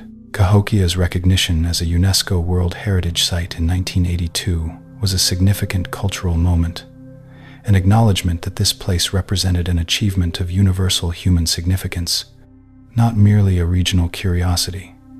The site, now called Cahokia Mounds State Historic Site, is located in Collinsville, Illinois, just across the Mississippi from St. Louis.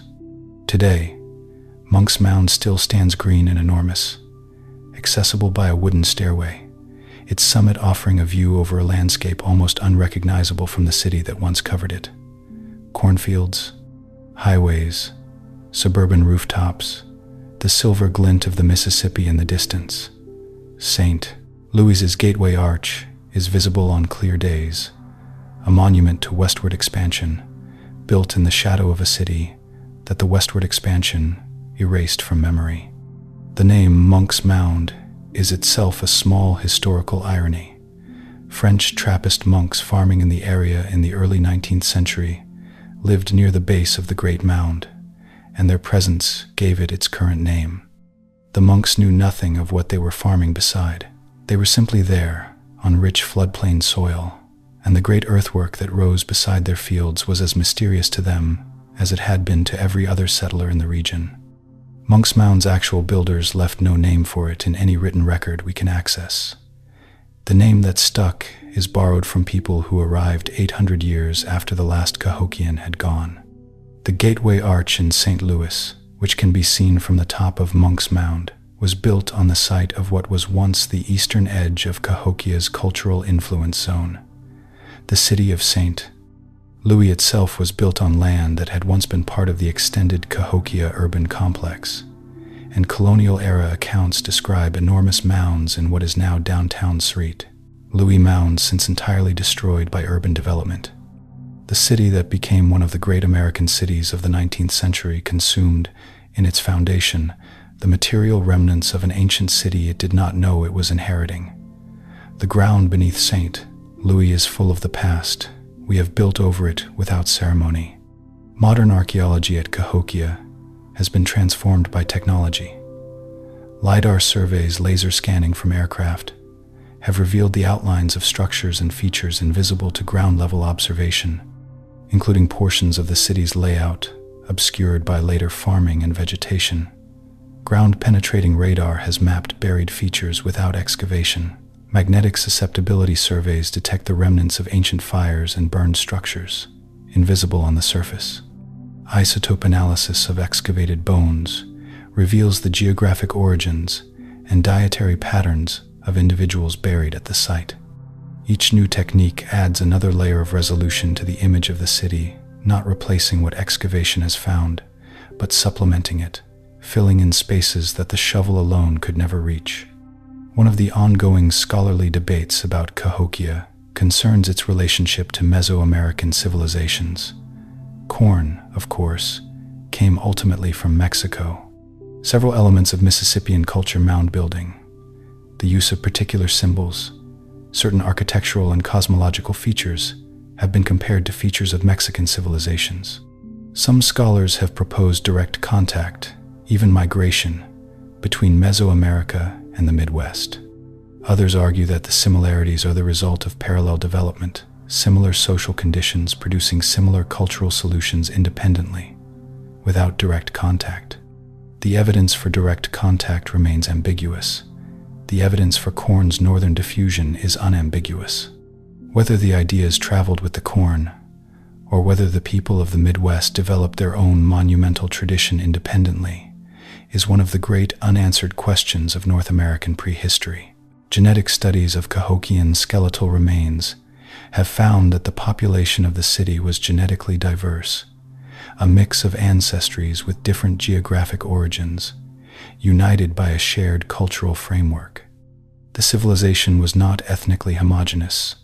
It was, like most complex civilizations, built by people of diverse origins who had, over time, come to share common practices and beliefs. Shared symbolic systems, shared building conventions, shared trading relationships, shared cosmological language. These were the bonds that held the civilization together across its vast territory. not a single bloodline or ethnic origin. It was a civilization of shared practice, and the bones beneath the mounds reflect that diversity. The experience of living in Cahokia at its peak, the sensory reality of daily life in this enormous city, is something we can only partially reconstruct. The city would have been loud. The sounds of animals, of people, of construction, of ceremony, of arguments and laughter and children. It would have been smoky, cooking fires in every household, kilns burning in workshop areas, the ceremonial fires on the mound tops. It would have smelled of the river and of animals and of people and of food, the complex, dense smell of a place where many lives are lived close together. It would have been beautiful in the way that all places built with care and belief are beautiful. The white walls of the buildings, the careful geometry of the mounds, the cedars of Woodhenge standing in their precise circle against the sky. It would have been alive in a way that its silence now only emphasizes. There is a particular quality to the light in the American bottom in the early morning, when the mist rises off the rivers and the sun comes through it sideways, turning everything gold for an hour before the mist burns off and the day begins in earnest. The low angle of the light in those first hours makes the mounds cast long shadows across the plaza, enormous, dark triangles on the bright ground. Imagine standing in that light 1,000 years ago, a small human figure in the shadow of Monks Mound, the air cold and damp with river mist, the sound of the waking city beginning around you, the cook fires lit, the first movements in the doorways, a dog barking somewhere to the east, the smell of corn being ground, slow and rhythmic, the whole city coming alive in the morning light, unaware that it is making history, certain only that today is another day to be lived in the place they have built. The children of Cahokia grew up in a world of ceremony and physical labor, of seasonal rhythms and urban density. They played small clay figurines, and gaming pieces have been found at the site. They learned by watching and doing. A child in a Cahokian potter's family would have spent years watching clay being worked before ever attempting it herself. A child in a copper worker's household would have heard the rhythm of hammering as the background music of childhood. They grew their bodies on a diet of corn and beans and fish, in a climate of 4 distinct seasons: cold winters when the river sometimes froze at the edges, warm springs when the planting began and the migratory birds returned, hot, humid summers when the corn grew fast and the plazas shimmered with heat, crisp autumns when the harvest was brought in and the ceremonial calendar reached its most intense phase. The autumn harvest at Cahokia must have been one of the great annual events of the city's life. Corn, beans, squash, and other crops were brought in from the surrounding fields, processed, and stored in the granaries that were a standard feature of both elite and community buildings. The harvest season coincided with the ceremonial calendar's most active period, the time of Thanksgiving, of redistribution, of ceremony and feast. Neighboring communities would have traveled to Cahokia for these events, bringing tribute and trade goods, participating in ceremonies at the great mounds, exchanging goods in the plazas. The city would have been at its most alive in the autumn, the air full of wood smoke and roasting corn, the sound of drums and voices, the movement of people from every direction converging on the center of their world. The ceramics found in Cahokia's later occupation layers show subtle but consistent changes from those of the peak period, differences in tempering materials, in form, in decorative style. These changes are part of what archaeologists use to trace the city's chronology, and they suggest that the people living at Cahokia in its final decades were not a simple continuation of those who had lived there a century earlier. Some earlier residents had left. New people, with slightly different cultural practices, may have moved in. The city was changing composition even as it was declining in size, a palimpsest of movements, arrivals, and departures, its material culture shifting like the sediment layers of a river. No single generation of Cahokians lived in the same city as any other, though all shared the same mounds, the same rivers, the same sky. In the final phase of occupation at Cahokia, the city was clearly smaller and less organized than it had been at its height. Some larger buildings had been subdivided where one spacious home had stood. Now, several smaller partitions occupied the same footprint. suggesting either greater population pressure or a fragmentation of the social unit that had once kept large households together. Craft quality declined in some areas. Streets and parts of the city were encroached upon buildings, extended slightly into what had been public space, as if the civic order that had maintained the grid was no longer as effectively enforced. The city was losing the precise shape it had once held, and yet people were still there, still living, still cooking, still sleeping in wattle and daub rooms by the river that was slowly changing around them. Mohenjo-daro was rebuilt after flooding multiple times. Cahokia, in a parallel way, was rebuilt in place after each major flood damaged the lower town, not in a single dramatic gesture of reconstruction, but in the slow, practical way that people who love where they live rebuild what the water has taken. They elevated new structures, moved slightly higher, patched what could be patched. The river that had made the American bottom so spectacularly fertile was also the river that could, in a bad season, reclaim what had been built on its floodplain. Living by the river meant living with the river's terms. For 300 years, the people of Cahokia accepted those terms.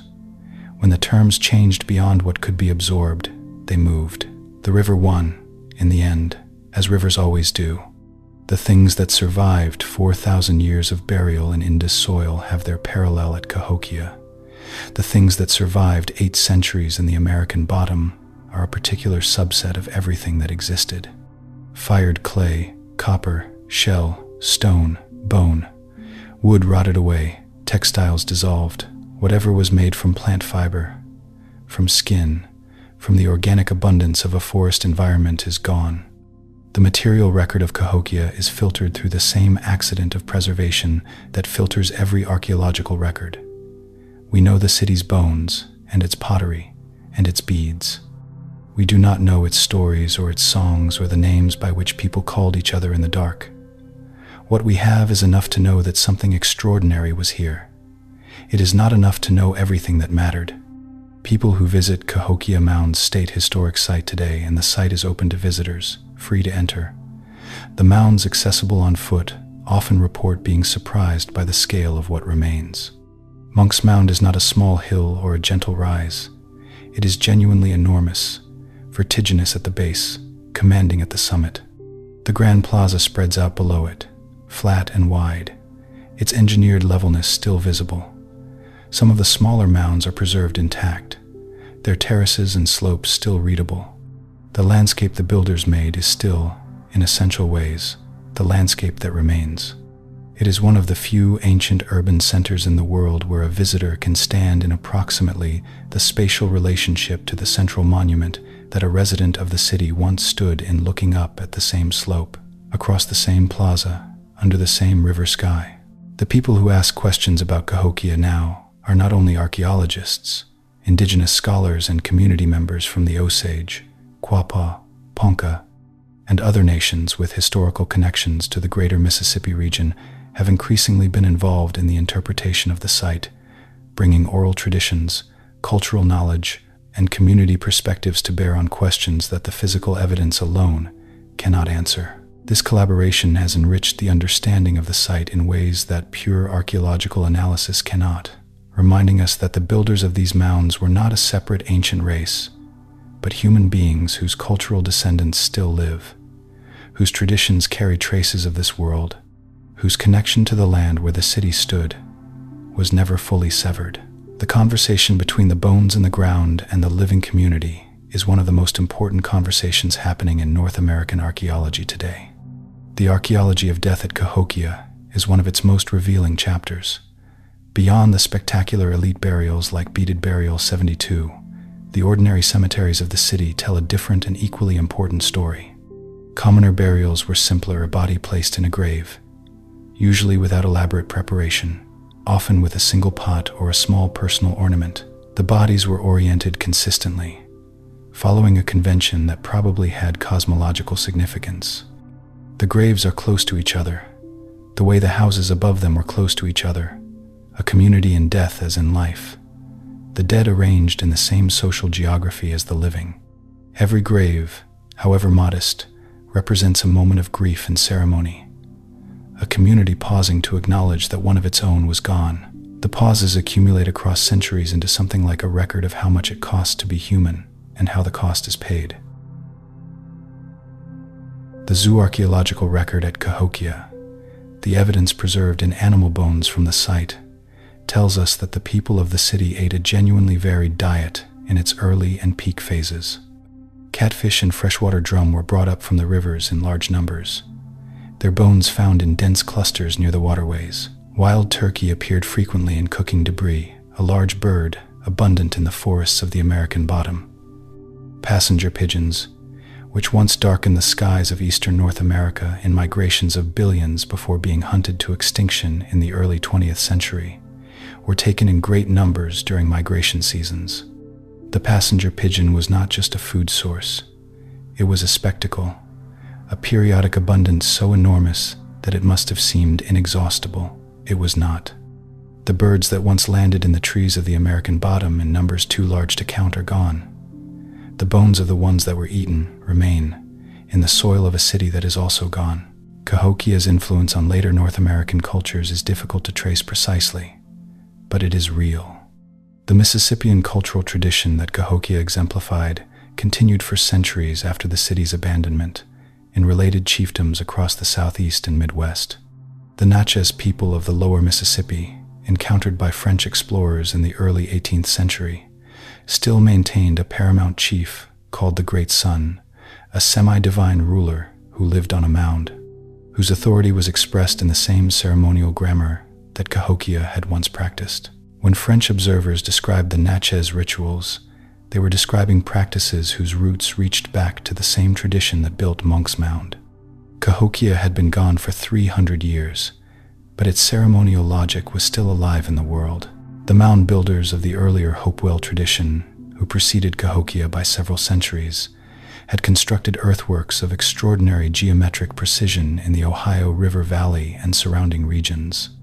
The Great Serpent Mound in Ohio, a quarter-mile-long effigy of a serpent in the act of swallowing an egg, built on the ridge of a hill above a river, belongs to the same long tradition of using shaped earth as a medium of sacred expression. The impulse to press meaning into the landscape, to make the invisible visible by moving soil, is one of the deepest and most persistent in North American prehistory.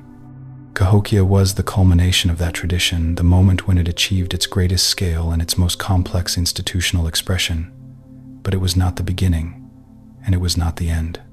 The sky above Cahokia on a clear night in the year 1100 CE would have been a very different experience from the night sky visible today.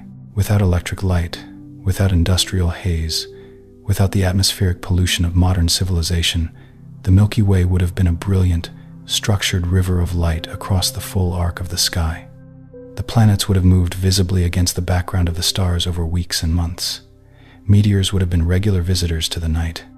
A civilization that tracked the sun's movements with the precision visible in Woodhenge was almost certainly also tracking the movements of the planets, the cycles of the moon, the rising and setting of particular stars that marked seasonal transitions. The night sky was not background decoration for the people of Cahokia. It was a text, and they were reading it. The same stars we see tonight were the ones they navigated by the same sky, turning above two very different worlds.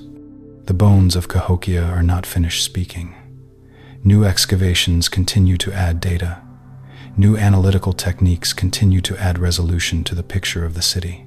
Ancient DNA studies, LiDAR surveys, ground-penetrating radar analyses, all of these are ongoing, all adding detail to the story.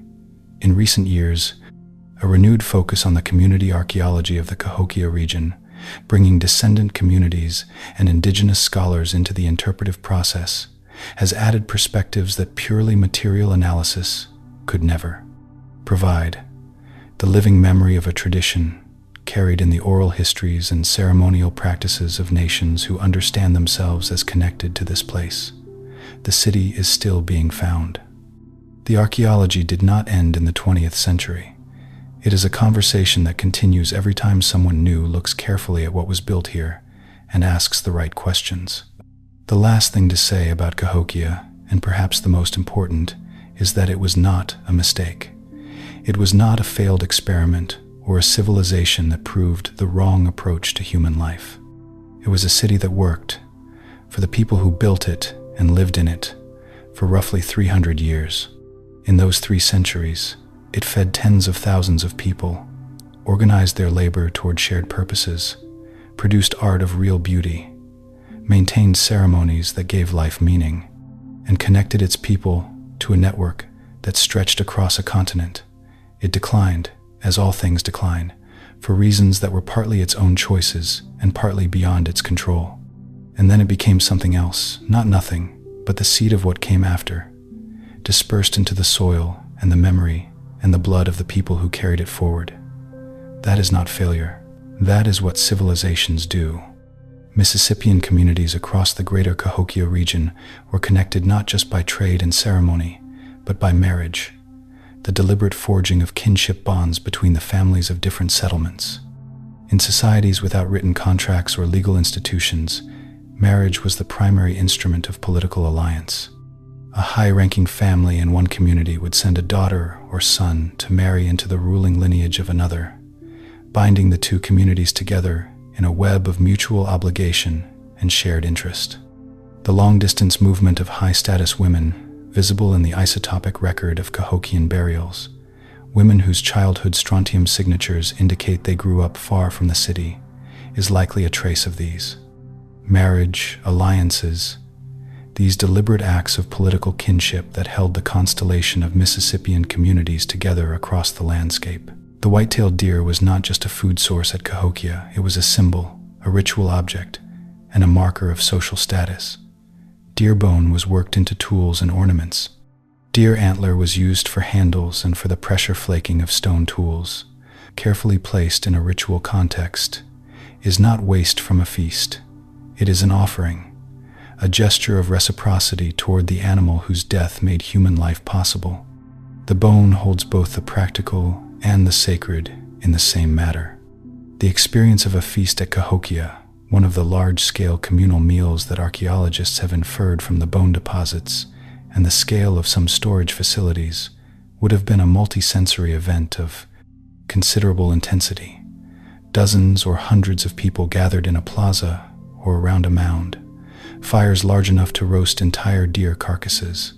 The smell of venison and corn, and the particular smoke of burning hickory wood, pottery vessels filled with hominy or bean stew, passed from hand to hand, the sound of drums and singing, the movement of people in ceremony or dance. These were not just social occasions, they were the mechanism by which the political order renewed itself, by which the rulers demonstrated their capacity to provide, by which the bonds between the center and the satellites were tightened for another season. A feast is a political act dressed in the clothes of generosity. The bow and arrow arrived in the Eastern North American archaeological record around 600 to 800 CE, relatively recently, in the long span of human occupation on the continent, and significantly before the rise of Cahokia. The weapon transformed hunting and warfare alike.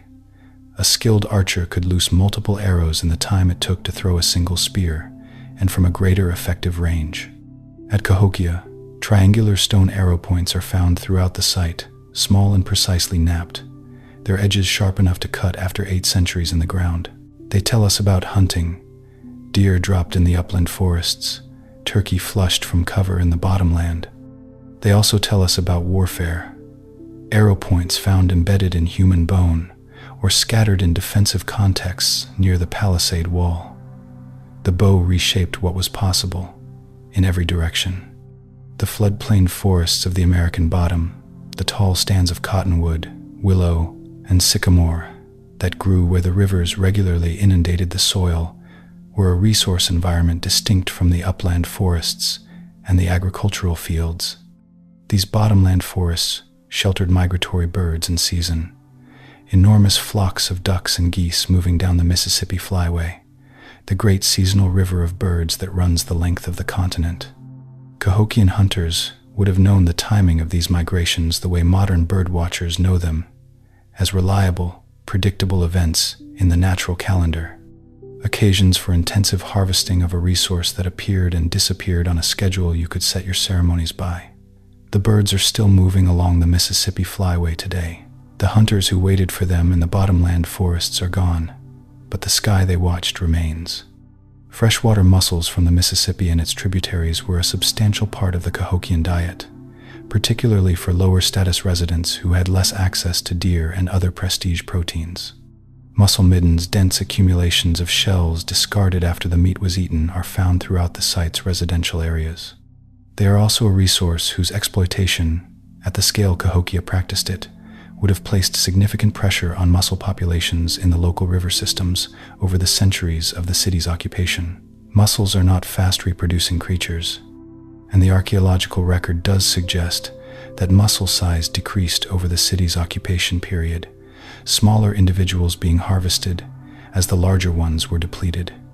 Even 1,000 years ago, in a city without industrial technology, the weight of human appetite was visible in the biology of the river. The copper ornaments of Cahokia and related Mississippian sites were not worn casually.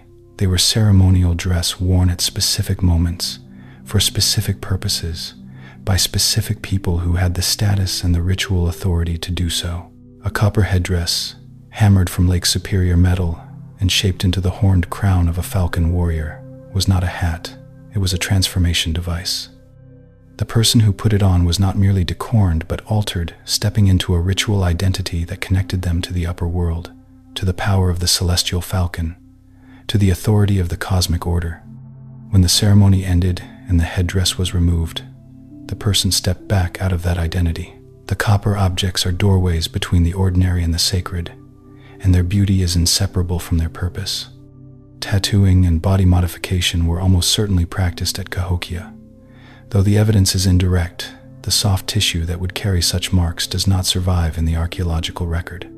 Later historical accounts from the 17th and 18th centuries describe elaborate tattooing among Mississippian successor cultures, and the carved figural objects from the Mississippian world, particularly the highly detailed effigy pipes, sometimes show figures with marks on their faces and bodies that may represent tattoos or scarification. In a world without writing, the body itself was a surface for recording status, clan affiliation, ceremonial role, and personal history. The skin was a text, legible to those who shared the code. The copper and shell ornaments that survive are the durable echo of an entire language of adornment that was lost when the skin that bore it returned to earth. Salt was a commodity worth traveling for in the pre-Columbian Midwest, as it has been in every pre-industrial society. The nearest significant salt sources to Cahokia were the salt springs of southern Illinois and Missouri, places where brine seeped from the ground and could be evaporated to produce solid salt. These salt sources were likely controlled by whoever commanded the territory around them, and salt was almost certainly a significant trade good moving into and through Cahokia. Food preservation, keeping meat and fish edible through the winter, depended on salt. So did the flavoring of the corn-heavy diet that sustained the city. The salt springs of the region were as strategically important as any copper mine or shell beach, even if they left less visible archaeological traces. The dog was the only domesticated animal in Cahokian life, a companion, a work animal, and sometimes a ceremonial offering. Dog burials have been found at Mississippian sites, sometimes in careful, deliberate contexts that suggest the animals were valued beyond their utility. Dogs were used in hunting, tracking deer, and small game through the forest. They were probably also used as food in times of scarcity or during ceremonial feasts, as they were in many North American cultures. The relationship between a Cahokian family and their dog was the same relationship that has existed between humans and domestic dogs for 15,000 years. Useful, affectionate, complicated, and ultimately irreducible to any single category. The dogs of Cahokia heard the same drums we cannot hear. They knew the city by its smells, in a way we will never know it. The physical geography of the Cahokia region, the bluffs rising on either side of the American bottom, the rivers threading through the flat plain between them, created a kind of natural amphitheater in which the city's sounds would have carried remarkably well on calm evenings. Imagine standing on the bluffs above Cahokia on a still autumn night, looking down at the lights of 1,000 fires across the plain below. The sound of a ceremony in the grand plaza, drums, voices, the particular quality of a crowd in collective performance would have drifted up the bluffs and out across the dark water of the river. The city announced itself to the landscape around it, not just in its visual scale, but in its sound, its smell, its smoke. You would have known Cahokia was near before you saw it. The city had a presence that extended beyond its walls. Consider what a visitor from a distant community might have felt, arriving at Cahokia for the first time, paddling a canoe around a bend in the river and seeing, for the first time, the great mounds rising above the plain. The sheer visual scale of Monks Mound, seen from water level, would have been overwhelming. Nothing in the visitor's home community would have prepared them for it.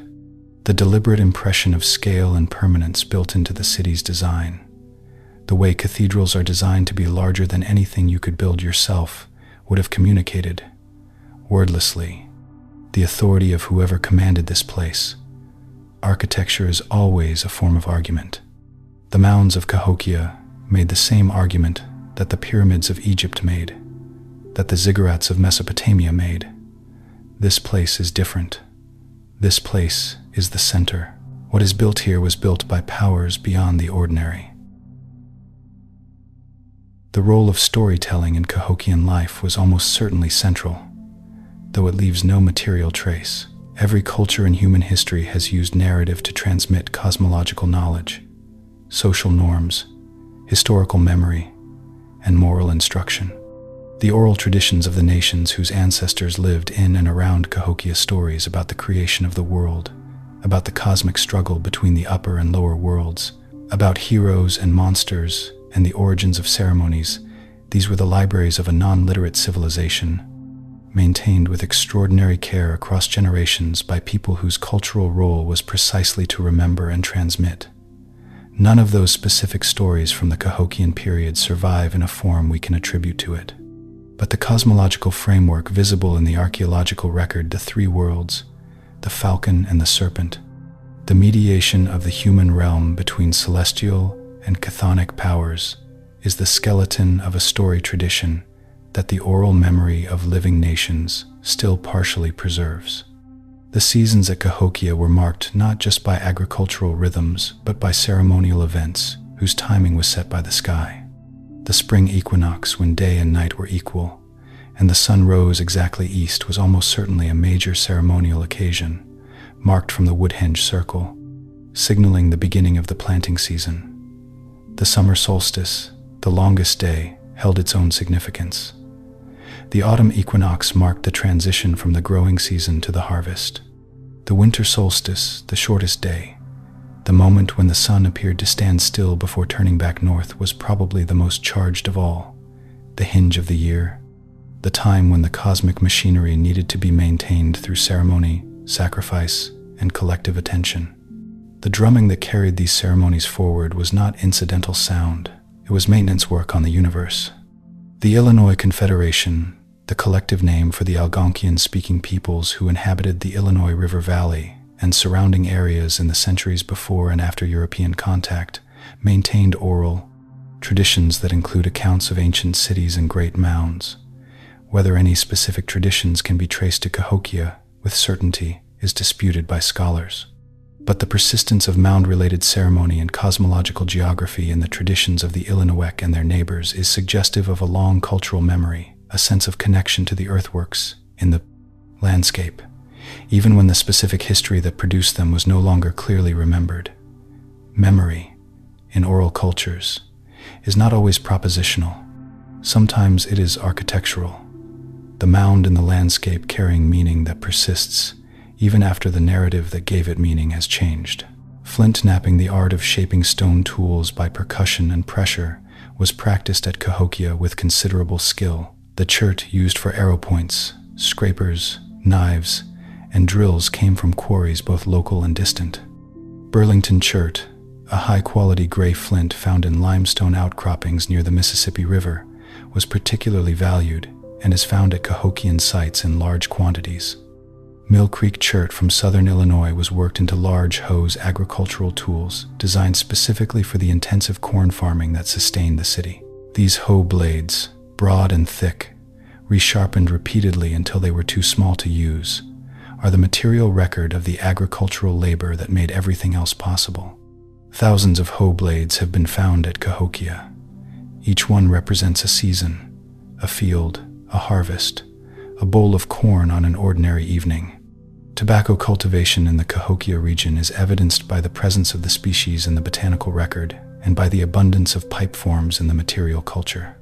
There were 2 species of tobacco in use in pre-Columbian eastern North America: Nicotiana rustica, a small-leafed variety with potent alkaloids, and blends of kinnikinic, a mixture that might include bearberry, sumac leaves, and other plant materials, along with or instead of tobacco.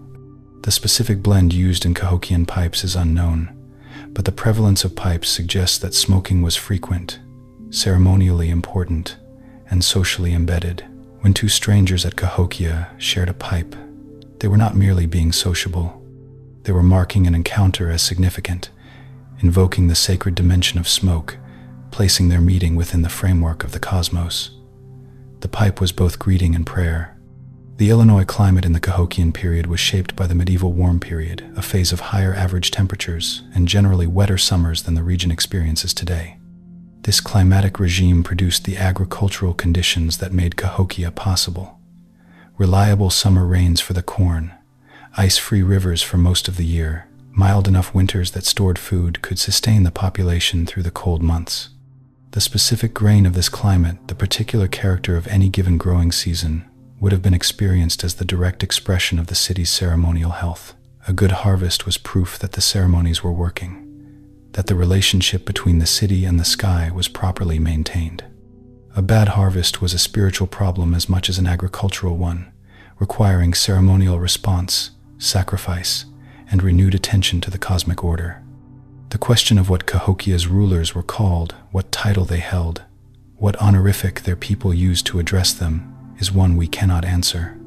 We know from the material evidence that there was a ruling class, that its members exercised extraordinary authority, that they were buried with objects of sacred significance, and that the entire architectural logic of the city organized itself around their centrality. In later Mississippian societies encountered by European explorers in the 16th and 17th centuries, the paramount chief was often understood as a semi-divine figure, a person whose spiritual power was the source of the community's agricultural and martial success, whose health was the health of the land. Whether the same understanding applied at Cahokia, we can only infer. What the bones and the mounds tell us is that whoever stood at the summit of this city was considered something more than ordinary.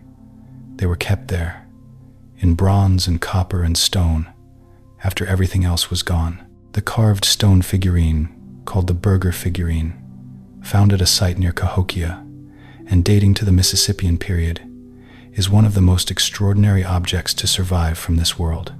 It shows a kneeling woman, bent forward, her back forming a low ridge along which a serpent coils from her feet toward her head. She is hoeing, tending a gourd plant that grows from the serpent's body. She is not passive or merely decorative. She is working, engaged with the earth, her posture that of someone who knows what their hands are doing. She is the corn goddess, or the earth goddess, or simply a woman farming, and in the cosmology of the Mississippian world, those 3 things may have been the same. She is extraordinary. She is the size of a fist in stone, and she has been waiting in the earth for 800 years to show you her face. Cahokia matters in the history of North America for a reason that extends beyond its remarkable achievements. It matters because it demonstrates that pre-Columbian North America was not the empty, unchanging wilderness that European settlers described, a landscape populated by small, simple bands without history or architecture or complexity. Cahokia is the most dramatic counter-argument to that myth, but it is one of many. North America before 1492 was a continent of enormous human diversity and sophistication, of cities and monuments and trade networks and complex political systems, of an archaeological record that is only beginning to be fully appreciated. Cahokia is a city that the history books of the 20th century almost entirely ignored.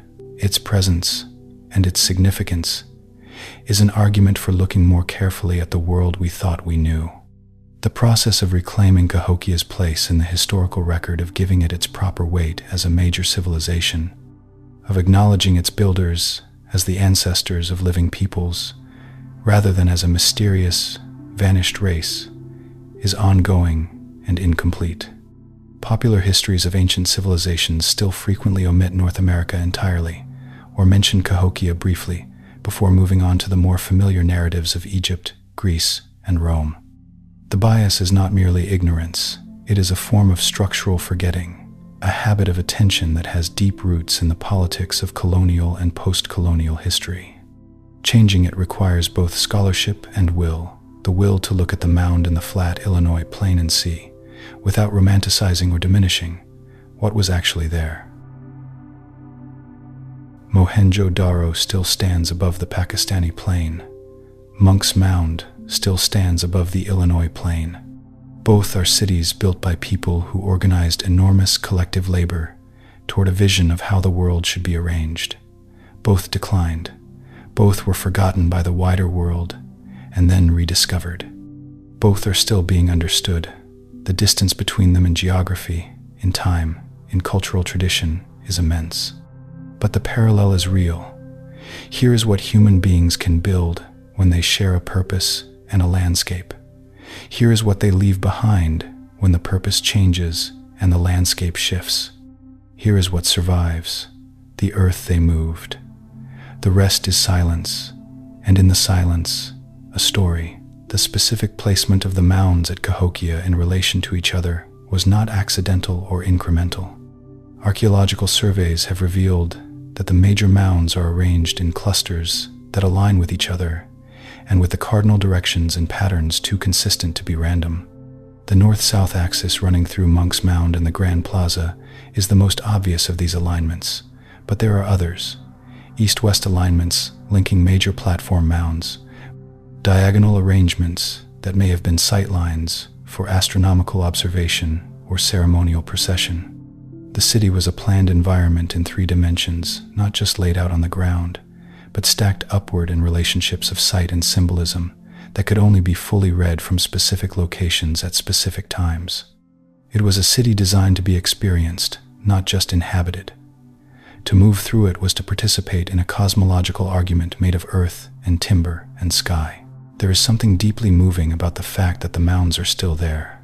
Not just Monks Mound, but dozens of smaller mounds, preserved within the boundaries of the state historic site and scattered across the urban landscape of Collinsville and East St.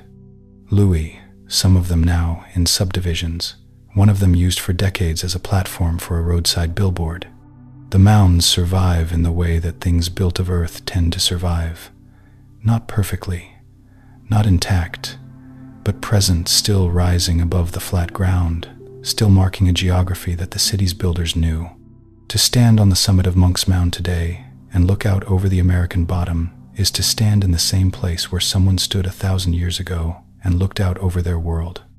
The view is different in every detail and identical in its horizon.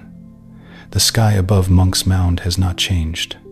The river still moves in the direction it moved then, carrying what it carries toward the sea. People who visit Cahokia Mound State Historic Site today often report being surprised by the scale of what remains. Monks Mound is not a small hill or a gentle rise. It is genuinely enormous, vertiginous at the base, commanding at the summit. The Grand Plaza spreads out below it, flat and wide, its engineered levelness still visible. The landscape the builders made is still, in essential ways, the landscape that remains. It is one of the few ancient urban centers in the world where a visitor can stand in approximately the spatial relationship to the central monument that a resident of the city once stood in, looking up at the same slope, across the same plaza, under the same river sky. The city is silent now, but it is present. It waited 1,000 years to be visited. It will wait as long as is needed to be understood.